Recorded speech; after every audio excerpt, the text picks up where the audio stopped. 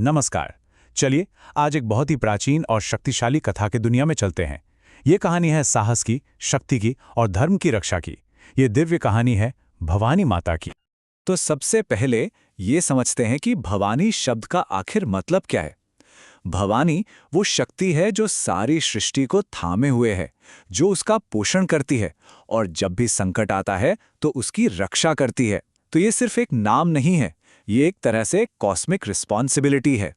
तो सवाल उठता है, आखिर कौन है भवानी माता? चलिए उनकी पहचान और उनके महत्व को थोड़ा और गहराई से समझते हैं।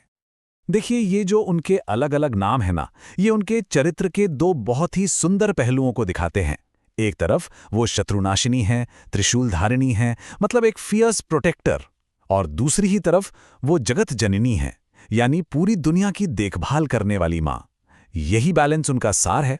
मतलब जो शक्ति जीवन दे सकती है, वही शक्ति अधर्म का नाश भी कर सकती है, और इसीलिए उनकी पूजा से साहस और ऊर्जा मिलती है। अब कहानी उस दौर में पहुंचती है जब दुनिया पर अंधेरे और संकट के बादल छा गए थे। उस समय असुरों का आतंक इतना ज्यादा बढ़ गया था कि देवता और ऋषि मुनि सब परेशान थे।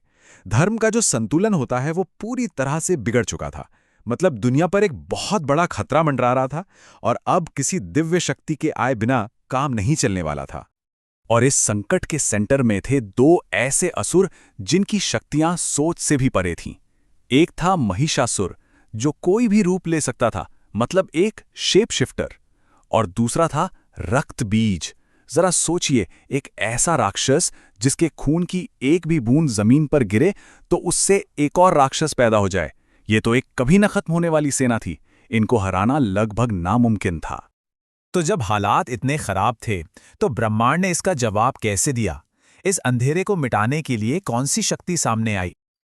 और देखिए, इसका हल किसी एक देवता की शक्ति में नहीं था, बल्कि सबकी मिलीजुली इच्छा शक्ति में था। जब त्रिदेव यानी ब्रह्मा, विष्णु और शिव ने अपनी सारी शक्तियों को, अपनी सारी ऊर्जा को एक साथ मिलाया, तो उस दिव्य अग्नि से मां भवानी प्रकट हुई। वो एक तरह से सृष्टि की कलेक्टिव पावर का प्रतीक थी। और उन्हें सिर्फ बनाया ही नहीं गया, बल्कि हर देवता ने उन्हें अपनी सबसे अच्छी शक्ति और सबसे अच्छा हथियार दिया। शिव के तेज से उन्हें त्रिशूल मिला, विष्णु के तेज से सुदर्शन चक्र जैसा दृढ़ संकल्प, और ब्रह्मा के तेज से ज्ञान की ज्वाला। बाकी देवताओं ने भी अपने अपने अस्त्र शस्त्र उन्हें सौंप दिए। वो सभी देवताओं की शक्तियों का संगम बन गईं। तो अब जब वो पूरी तरह से तैयार थीं, उनका पहला काम था दुनिया के इस दुख की जड़ से सीधे जाकर टकराना। महिषासुर के साथ जो लड़ाई हुई वो देखने लायक थी। वो बहुत चालाक था, बार बार अपना रूप बदल रहा था, कभी भैंसा, कभी हाथी तो कभी शेर।